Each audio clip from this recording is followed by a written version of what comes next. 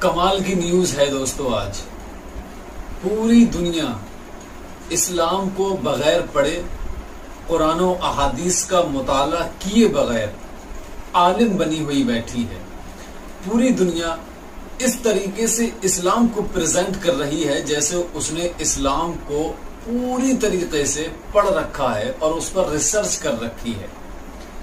کسی نے بالکل صحیح کہا ہے کہ ہمیں بولنے سے پہلے اپنے الفاظوں کو تول لینا چاہیے،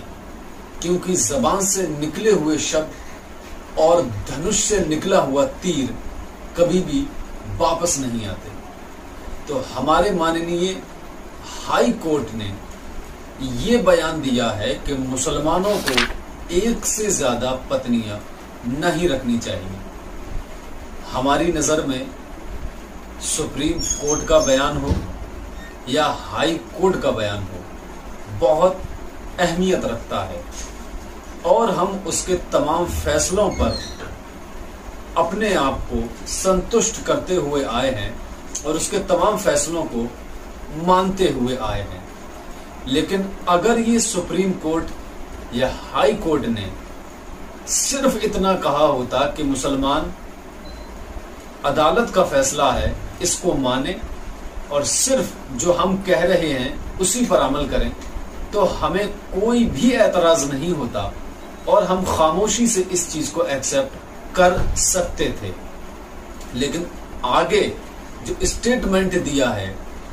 عدالت نے، وہ یہ کہا ہے کہ قرآن مجید میں لکھا ہوا ہے کہ ایک ہی شادی کرنی چاہیے ایک وقت میں،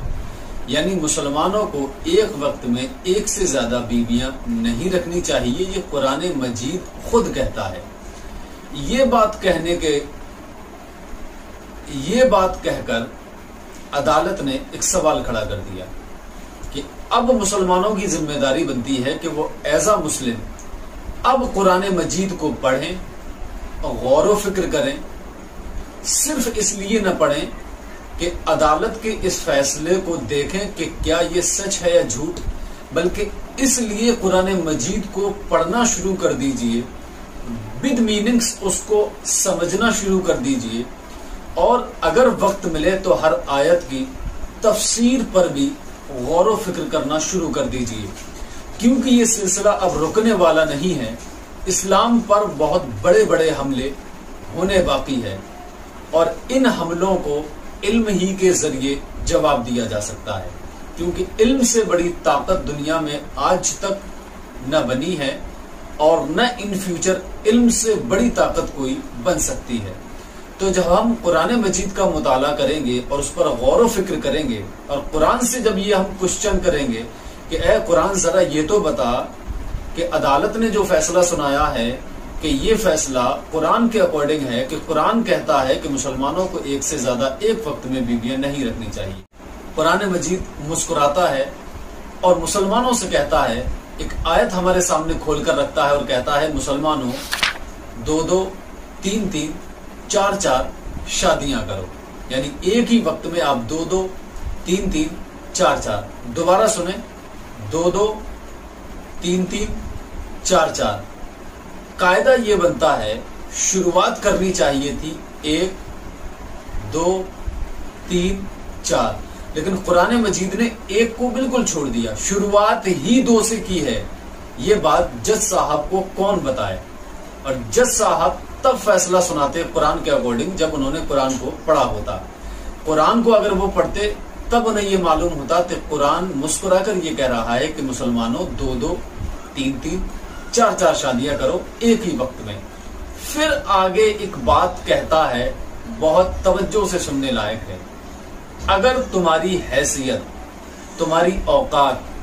تمہاری سچویشن یا تمہارا اسٹیٹس ایسا نہیں ہے اور تمہیں کامل یقین ہے کہ تم 2 3 اور 4 کے ساتھ انصاف نہیں کر سکتے، ان کے جو تم پر حق ہیں انہیں نہیں ادا کر سکتے، یہ اگر ڈر ہے تو صرف ایک کرو، یعنی انسان صرف ایک ہی کر سکتا ہے اس سچویشن میں کہ اس کو کامل یقین ہو کہ وہ 2 کے ساتھ یا 3 کے یا 4 کے ساتھ انصاف نہیں کر سکتا، ان کا حق ان کو برابر نہیں دے سکتا۔ یہ باؤنڈیشن اس لیے لگائی ہے کیونکہ قرآن مجید اور اسلام عورتوں کی بہت زیادہ فکر کرتے ہیں، ان کی قدر کرتے ہیں، عزت کرتے ہیں۔ اسلام نے اجازت دے دی کہ 2 کرو، 3 کرو، 4 کرو، لیکن پھر آگے باؤنڈ کر دیا پورے ہی میٹر کو، پورے چیپٹر کو اس لائن کے ساتھ کنیکٹ کر بڑی خوبصورتی سے اس باب کو بند کیا ہے، اس چیپٹر کو، کہ اگر تمہاری حیثیت ایک رکھنے کی ہے تو دوسری رکھنا تم پر گناہ ہے۔ شاید آپ کے بات سمجھ میں آ گئی ہوگی۔ اسی پیغام کے ساتھ السلام علیکم، ملتے ہیں اگلے ویڈیو میں، تب تک کے لیے خدا حافظ۔